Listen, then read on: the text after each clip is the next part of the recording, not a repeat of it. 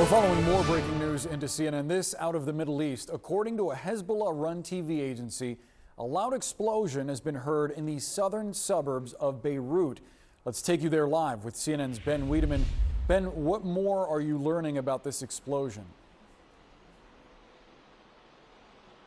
Of course, we know that within the last half hour there was a large explosion in what's known as the Harat Hareik neighborhood of southern Beirut. That's an area where many of the leaders of Hezbollah have been known to operate. Now, we don't have a lot of details. We know that some local channels are saying that one of the building hit was a residential building.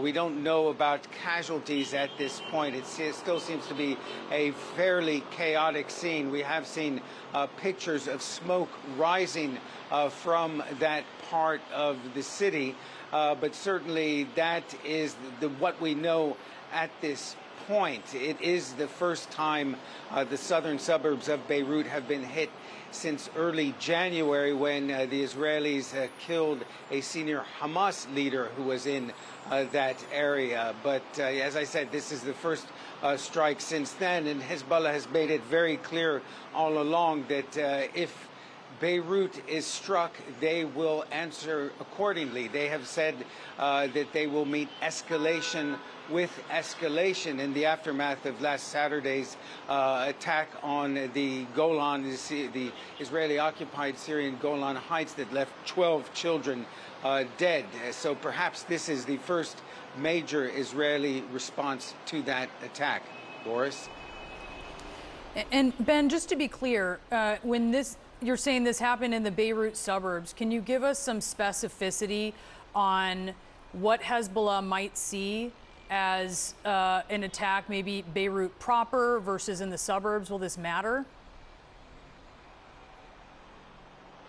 Well, it's called the Beirut suburbs, Al Dahia in Arabic, but it really is part of the city of Beirut. It's between where I am, down by the port, and the airport. So it really is Beirut proper, despite what we call it. And of course, that has been made clear time and time again by Hezbollah that that's a red line. Now, just the other day, I spoke with the foreign minister of Lebanon, who told me that they, through diplomatic channels, they had received assurances from their friends, he called them, that Beirut, that the Israeli response would be limited, and the Lebanese government interpreted that as meaning that Beirut, the southern suburbs of Beirut, and the airport would not be targeted. That perhaps was not a very correct interpretation of those so-called assurances. Brianna?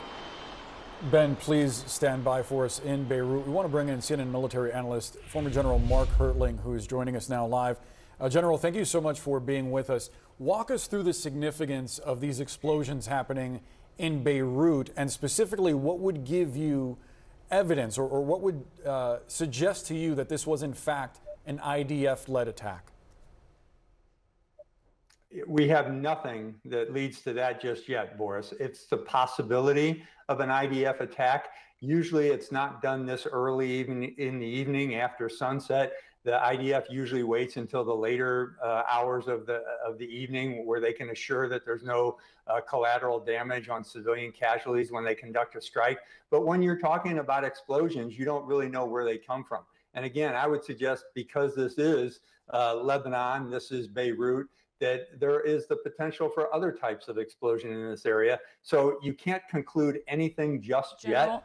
General, I do want to stop you there, because Israel's now claiming responsibility for this strike in southern Beirut. So obviously that's important information and changes your calculus of how you're seeing this. Explain the significance now that we know that. We just literally got that in. The Israeli military saying that it carried out a targeted strike in southern Beirut.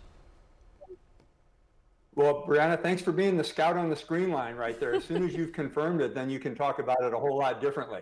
The thing that I was about to say, Ben's reporting about, promises of not striking or having limited strikes doesn't necessarily mean they're not going to strike in Beirut. There are areas there in and around the capital where Hezbollah has centers, let's just call them that, anything from cells to intelligence centers to military command structures in and around the area of Beirut. They've always had that.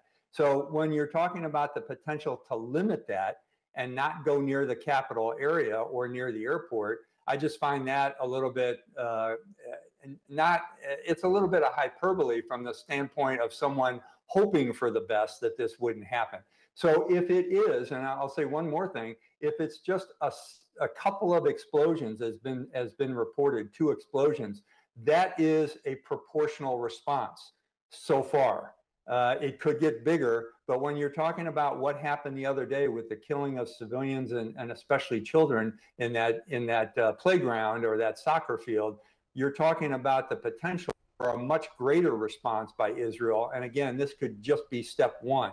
But this is a proportional response, not only against Hezbollah, but against, it's a signal to the Lebanese government of get control of these terrorists that are living among you. And I want to read and paraphrase a portion of the statement that we just got from the IDF taking responsibility. It says, quote, "The IDF carried out a targeted strike in Beirut on the commander responsible for the murder of the children in the Golan Heights and the killing of numerous additional Israeli civilians." General, I think the concern has been, going back to October 7th, of a wider regional conflict.